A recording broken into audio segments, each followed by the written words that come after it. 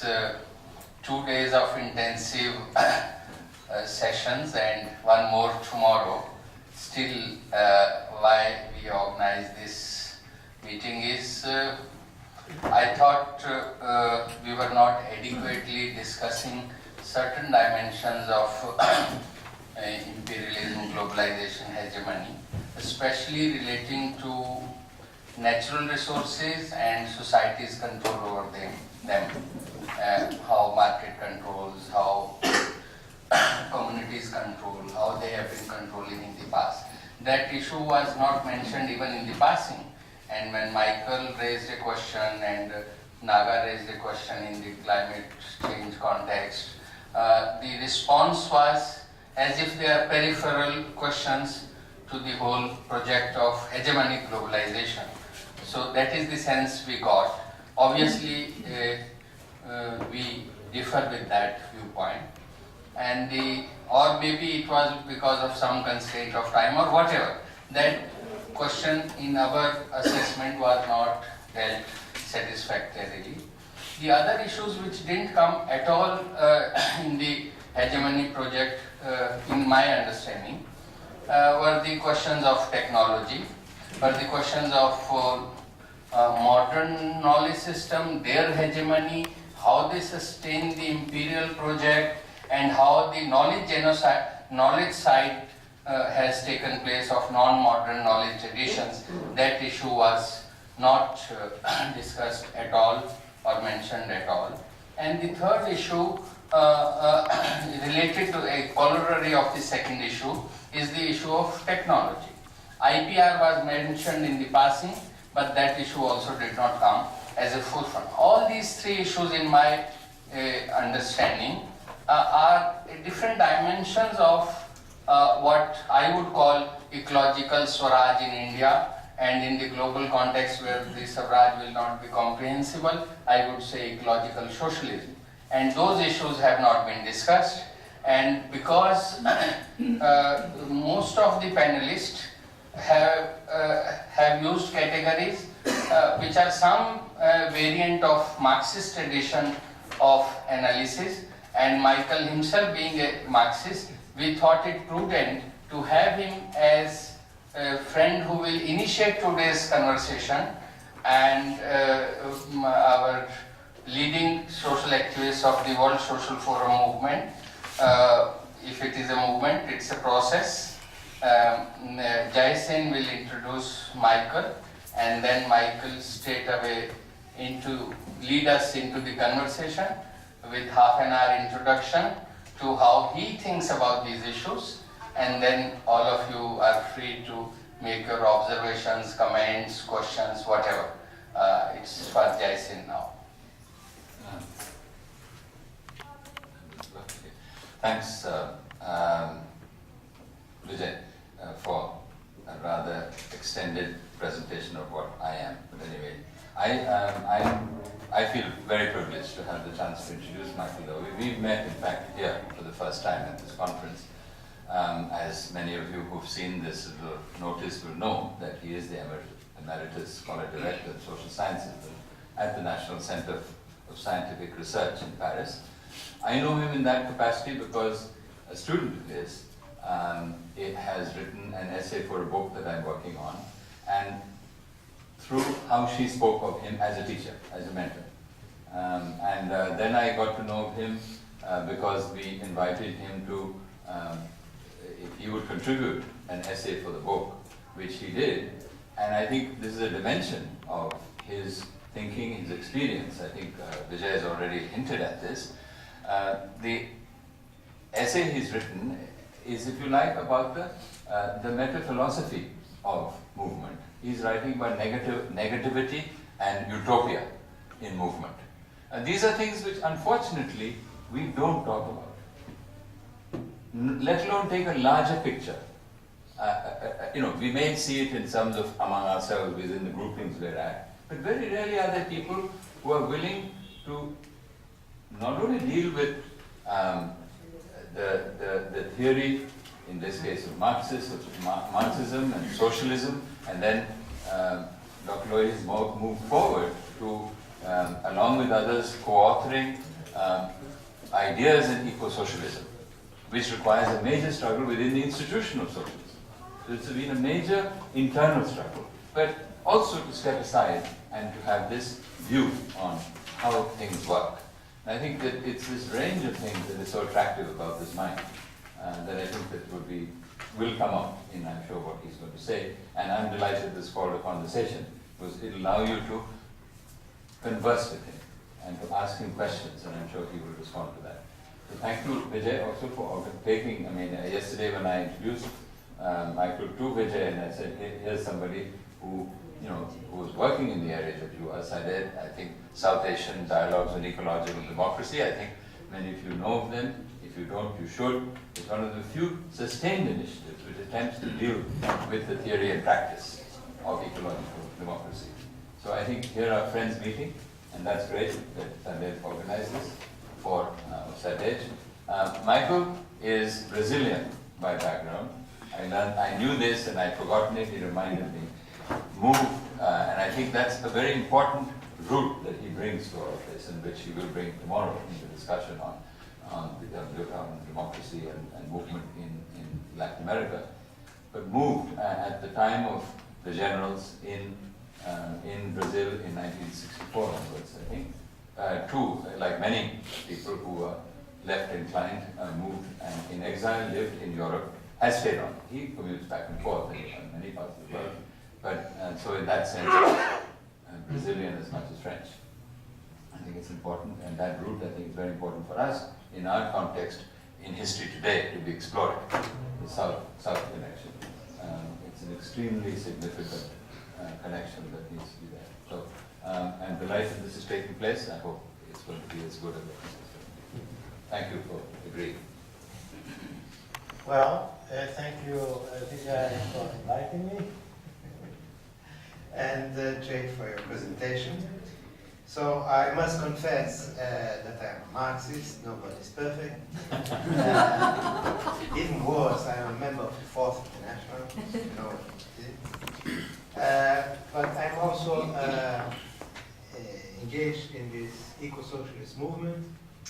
I co-authored with an American friend called Joel Covell the International Eco-Socialist Manifesto, and we helped to organize something which is called the Eco-Socialist International Network, which had already 3 conferences in Paris and in Brazil at the World Social Forum. Okay, now speaking of, unfortunately I won't be able to deal with all the issues which you mentioned, which of course are very important, like technology and so on, but okay, I will give my own view on eco-socialism, let's say. Well, you know, Gramsci, the well-known Italian Marxist, once said that all revolutionaries or socialists should be able to combine pessimism of the reason with optimism of the will. Okay? Well done. So let's, first chapter, what I'm going to say, pessimism of the reason. The situation, the ecological crisis of the planet is dangerous. We are approaching a very dangerous turning point. I'm not going into the general ecological crisis, which has many, many aspects, the poisoning of the sea, the air, the water, the land. It's a whole array of problems, but I'm concentrating on the most dangerous aspect, which is climate change. Also the most politically decisive. So climate change or global warming is a danger, is a threat to human life and to life in general on the planet on a unprecedented scale. Nothing similar ever, no similar danger ever threatened humanity in the last few hundreds of thousands of years. Yeah? So this danger was supposed to happen in some future, in some vague future in 1 or 2 centuries. And Hans Jonas, a well-known philosopher of the environment, wrote some 20 or 30 years ago that we have a moral obligation towards the future generations who were not born yet. But this is difficult to imagine, our ethical, moral commitment to people who are not yet born. We don't know them. It's a bit abstract. But in fact, unfortunately, the danger of ecological catastrophe, and concretely of global warming, catastrophic global warming, is not going to happen in 1 or 2 centuries, but most probably in the next few decades. Nobody can say if it's 20, 30, 40, or 50 years, next decades. So we who are here around this table, particularly the young ones, are going to see it unless we stop it. Yeah? So what means global warming? I don't have the time now to explain. It's a long story, but I read a book by a British author about global warming. It's called 6 Degrees, and it tells what happens if the temperature rises 1, 2, 3, 4, 5. It goes till 6, but some people are saying it may rise to 7 or 8. And it says, the chapter called The 6 Degrees says, the planet under 6 degrees will look so terrible that Dante's Inferno, you know, Dante's Hell, would look like a weekend promenade. Yeah? Okay. So that's a comparison. Now, concretely, what are the dangers? I cannot go into detail. Let's just take one danger, which is the rise of the level of the sea, resulting from the ice of the Greenland and the South Pole, which can melt. Yeah? Already they are beginning to melt. Yeah? That's important. The melting has started. The melting has already begun. And the specialists, the glaciologists, people who study ice, say it's going much faster than we thought. Yeah? This melting process. According to our models, something which should happen in 10 years happened last week. Yeah? Something is wrong with our models. So we have to try to build new models, but meanwhile it's already beginning. And what will happen? Suppose the whole ice of the Greenland and the South Pole melts, what will happen? It's not going to happen next week, of course. The sea, the level of the sea could rise till 70 meters. Now, if the sea level rises only, not 70, but 3, 5, or 10 meters, this means that most of the towns of human civilization, which are on the sea, like London, Amsterdam, Venice, Hong Kong, Mumbai, etc., will be underwater. Intentionally, you did mention New York, Washington. New York, of course, New York, etc. Rio de Janeiro, my Brazilian town, you name it. Yeah? So this is one example of the kind of dangers which global warming represents. Yeah? Now, whose fault is this? Yeah? Whose fault? Well, scientists say, well, this results from human activity, yeah?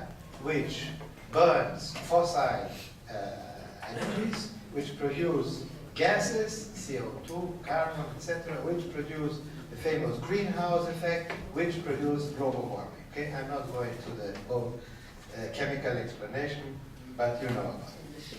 So, human activity, right? That's the scientific answer, which is true scientifically, but politically it's too short. Because human beings have been on this planet for, I don't know, 50,000 years or something like that, and global warming started in the last 2 centuries, more or less. So it has to do with industrialization, with capitalism, with the modern bourgeois capitalist industrial Western civilization, right? So this is the culprit, this is the responsible for the global warming. So this is linked to not the good or the bad will of one or another capitalist, but to the logic of the system. The system, the capitalist system, cannot exist without unlimited expansion, unlimited growth, unlimited accumulation of capital, of profit, of commodities, etc. This is inherent in the functioning of the capitalism. A capitalism that doesn't grow, that doesn't expand, is as possible as a crocodile which does eat only vegetarian. Yeah? Okay? So, and this has been, this relation between capitalism and global warming is also exemplified or is illustrated by the total failure of the governments, which represent the capitalist interests, to deal with the problem. Although they are aware that the problem exists, they are aware of the danger, they know that when the water rises, they will be under the water too, but they are absolutely unable to cope with the problem.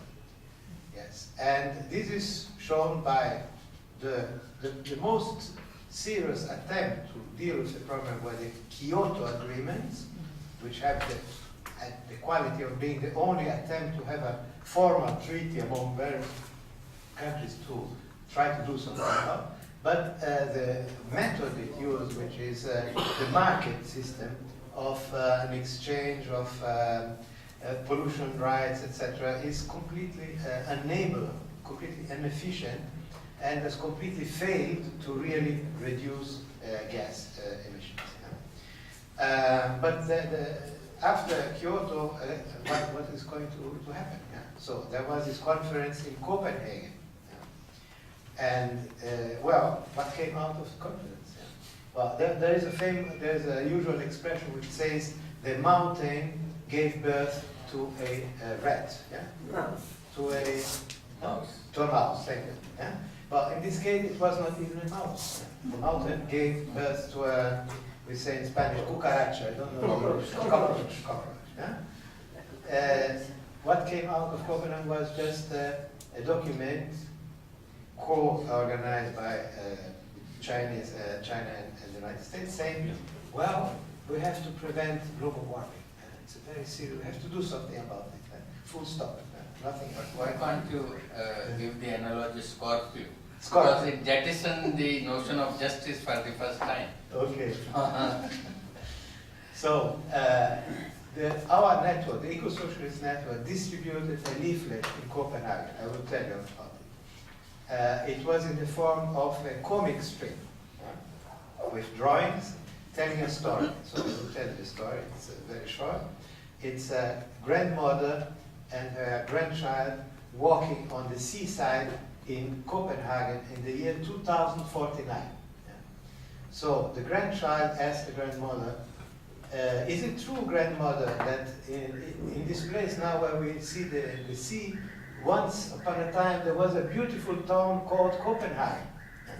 And the grandmother said, yeah, it's true, it was a wonderful town with big towers and churches, etc. And the boy says, but grandmother, what happened?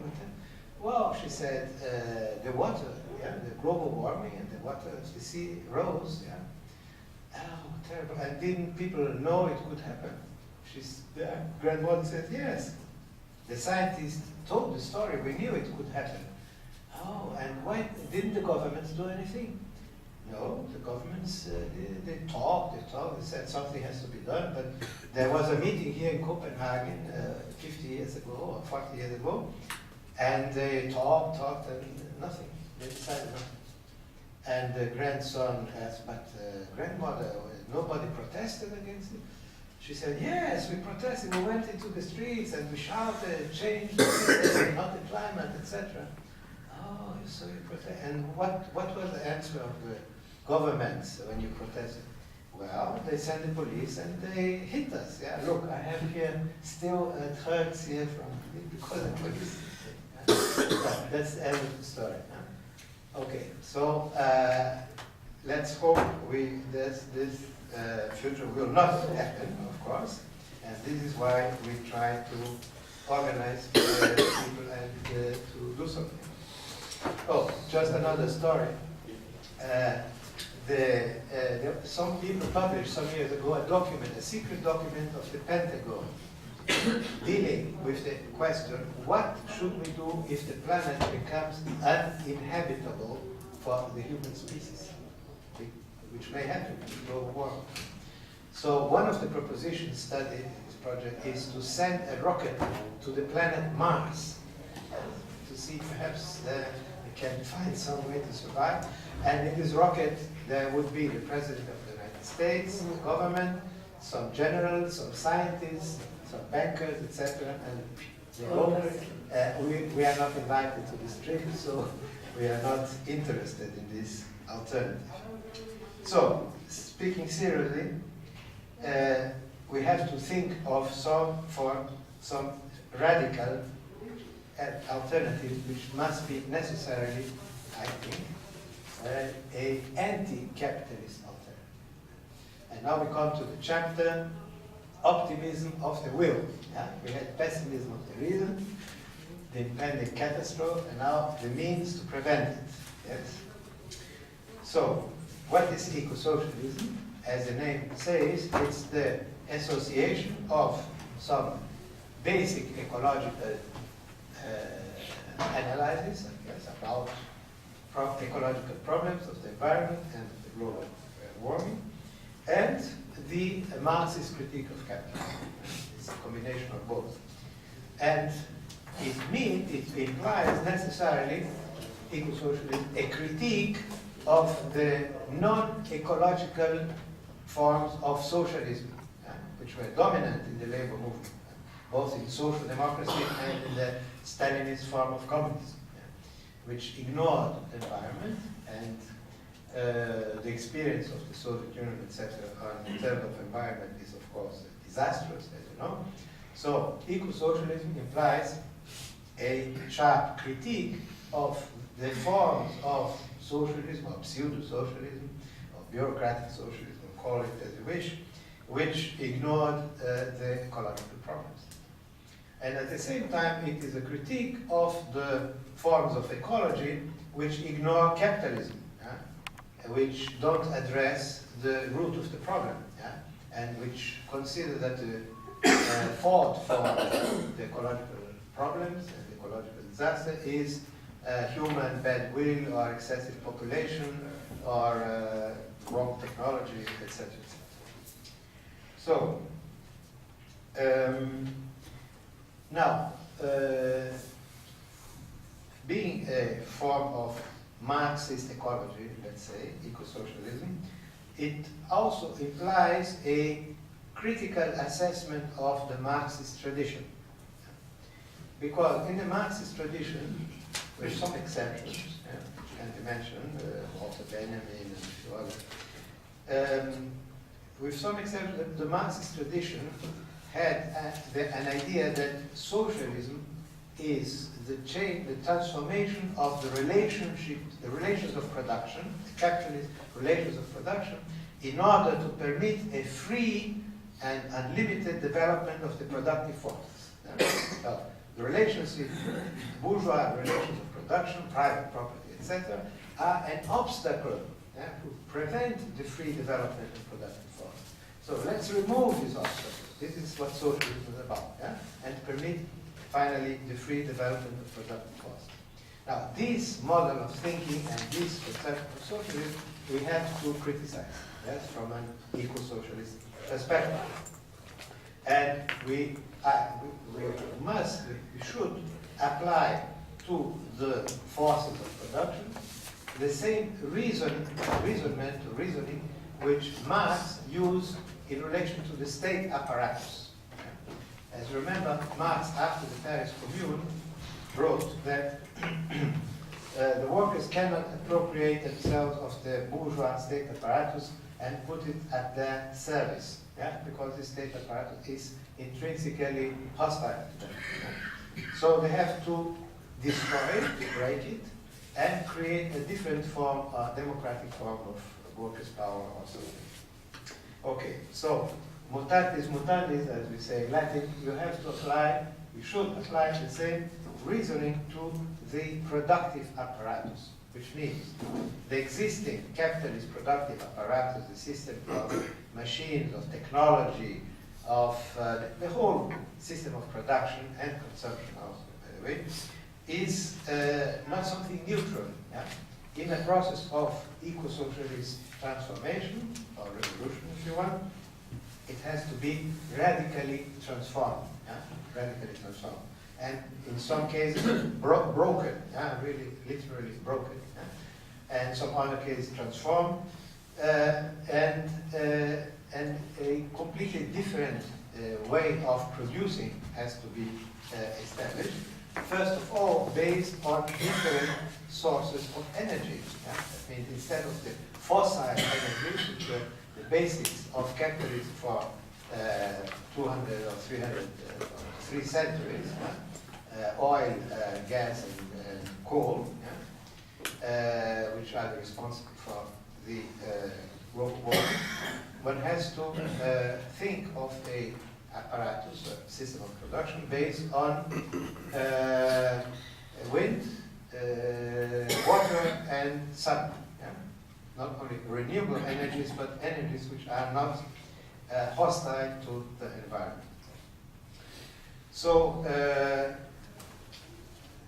this is what eco-socialism requires is a much more radical break with the existing model of civilization than in, let's say, vulgar Marxism, which conceived of revolution as a change in forms of property. Yeah? So what eco-socialism says is we have, of course, we need to change the forms of property, but as long as property of the means of production of the productive system is in the hands of the bankers of the capitalist oligarchy who can't do anything. So it's a necessary step, but it's not enough. Yeah? We have to transform the whole technological apparatus of production and the whole pattern of consumption. Yeah? Because the pattern of consumption which exists, not in India, but in the advanced capitalist country and in the ruling elite of the countries in the south, is completely unsustainable. Yeah? Unsustainable. And cannot be universalized, cannot be generalized. Yeah? So Lodhi calculated if China would have the same kind of consumption pattern as the United States, let's say every family has 3 cars, for instance, well, you would need 5 planets. Yeah? 5 planets. We have only one. And the astronomers are looking desperately in the various galaxies to see if there is some other planet, but there's no planet B. Yeah? That was one of the slogans of Copenhagen. There's no planet B. We have only this one. So, they announced that they found one. Oh, good. Just today. Good news. So perhaps we can find some way of going there. Yeah.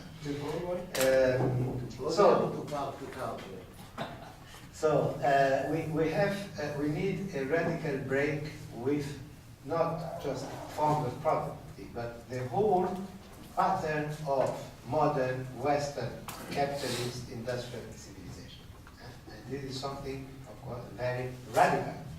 So, eco-socialism means a radicalization of the revolutionary, let's say, content of the socialist project. And about consumption, yeah, we know that the existing pattern of consumption is artificially induced by capitalism. Yeah? Capitalism continuously put pressure on people to consume, to buy, yeah? Mainly through advertisement. Yeah? So one of the first steps of a eco-socialist transformation is to suppress advertisement, which is an absolute waste. Disastrous. No, waste, an absolute waste of energy, human labor, paper, electricity, etc., to persuade you to buy soap X instead of soap Y, because it washes better, which is completely irrational.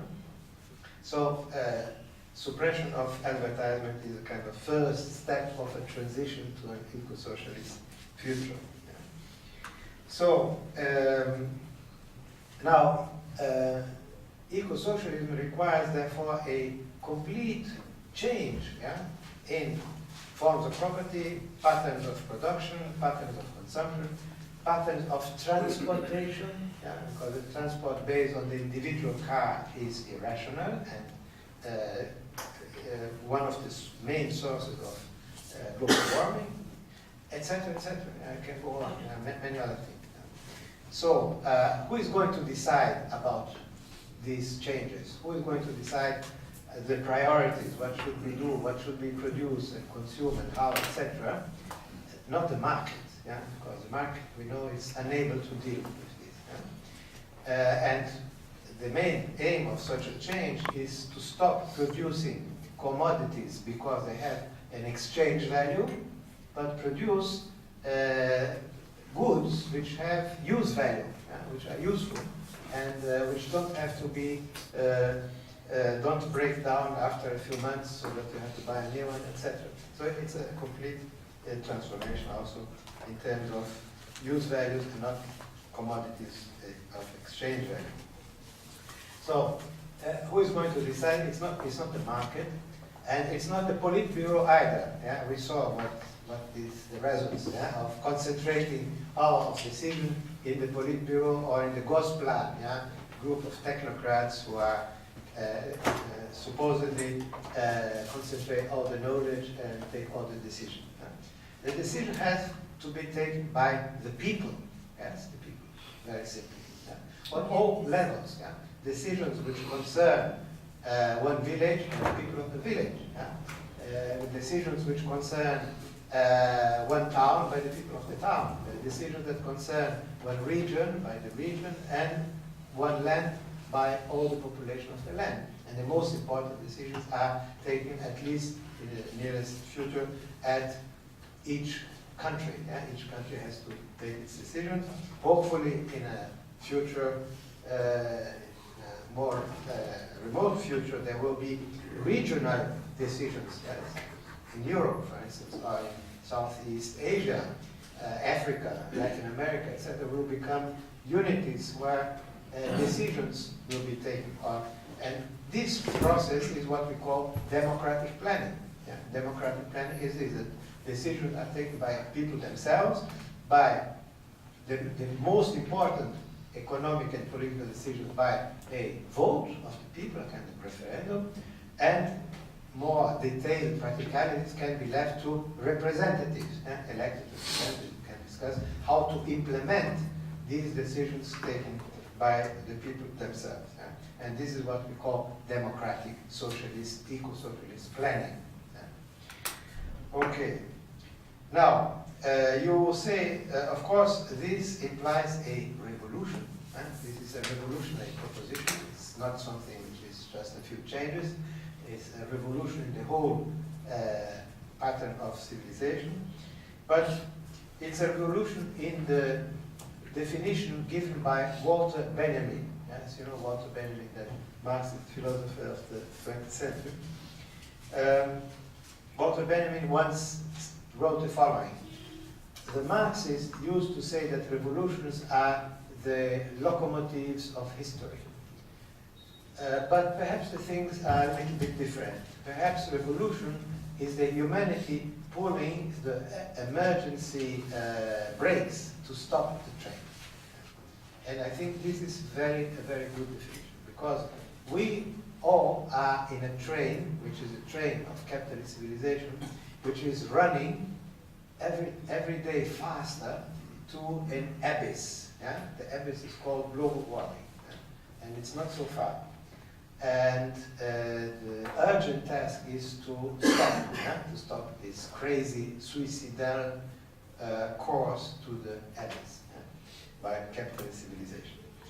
Now, this is, of course, very big task. And we can't wait for the day when something will happen and the world will crumble down, capitalism will break down.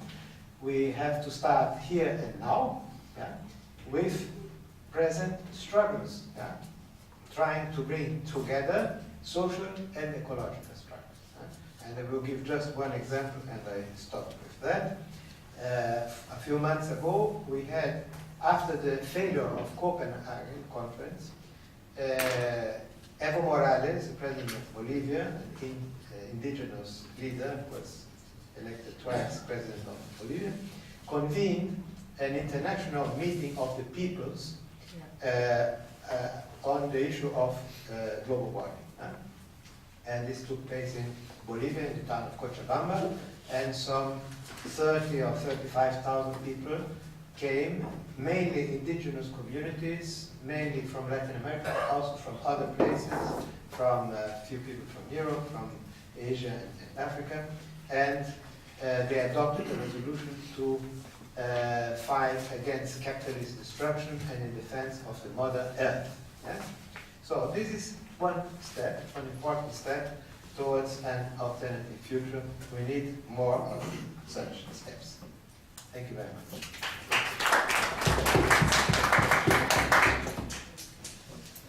Floor is open for observations, comments, questions. Yeah. Please introduce yourself. Asid, I work as a researcher in Sangre. If you look None at, of them. I work as a researcher in Sangre. If you look at the whole, ASIT. Asid. If you look at the whole discourse of the eco-socialism school, people like Jens O'Connor, etc., they've come out with this new thing about the contradiction called the second contradiction of capitalism, nature versus labor. How does this play out politically, and how does the political forces use it? As you rightly pointed out, the whole question of development of productive forces, if you look at the collapse of the actually existing society, socialist society, whether you call it socialist or not, people have reservations calling it socialist society. In fact, Paul Sweezy calls it post-revolutionary societies, not socialists. But I think this question of unfettered development of productive forces, people bring it to Marx himself, that under socialism, the development of productive forces has to go on. But how do you explain it? How, if you give up this paradigm, but of productive forces is also, development of productive forces also is linked to individual potentialities. So if we give up this notion of unfettered development of productive forces, would we give up this paradigm altogether, or it has to be modified in an ecological sensitive way? And the third question I want to ask is the whole answer given by all the summits, especially by the global ruling classes, is there can be technological fixes. For example, it's not the system which is responsible for it, but you change a little bit of technology. And some people who are watching the American economy now, they say here the green technologies are an opportunity of America to come out of the recession. What is your take on it? Is technology the answer or politics? Arun Gadan, that side. No, I didn't raise my hand yet. Oh, you, sorry. Please. Yeah. You talked about technology. Introduce I am Tina. I'm from Manila. I'm from the Asia Euro People's Forum and from the Institute for Popular Democracy. I'm very glad that I could attend this conference, although I'm here for another conference. So, you talked about technical fixes. Is that still possible? Nothing happened in Copenhagen, and the oil companies are so powerful. Even if these technical fixes are possible, could they still save the planet? No? And I don't think this could be implemented because of the of the power of the TNC is mainly the oil companies. Secondly, our obsession to growth. I think the left has to be very assertive, very vocal about this, that we have to replace the growth imperative, especially in the north, the economies of the north. There has to be this drastic change. Also in their consumption pattern, and a profound change of lifestyle, especially in the north. I think we have also really to promote the economy of the economy of solidarity and care, and we have to explain this. The left, I think, is inadequate, is not doing enough in promoting these alternatives, especially because the survival of the planet and humanity is at stake. Yes. Well, I just switch on the mic, sorry, and introduce for the sake of machines. You are being recorded. I refuse to speak to the machine. Please, speaking to Michael, but also to the group. I would like to follow this question because I think it speaks to tomorrow morning's session actually. I don't know what the title is, but something about the future of the left or something in terms of this. In your opening remarks, you mentioned about the lovely metaphor of the relationship of capitalism to global warming is like crocodile to meat. But the unfortunate reality is that actually existing socialism did much the same. And I think it's very important for the left to face this, all of us in the left to face this, that the reality has been rapacious development. The unfettered forces need to be unleashed, and the land has to be raped in order to keep up with the next, in this case, obviously the Soviet Union was a prime example, but it's not only the Soviet Union. So I think it's, if you would also like to speak to this, because I think I haven't attended all of this conference, but I feel that so much of it is within a very blinkered understanding of what, of how to deal with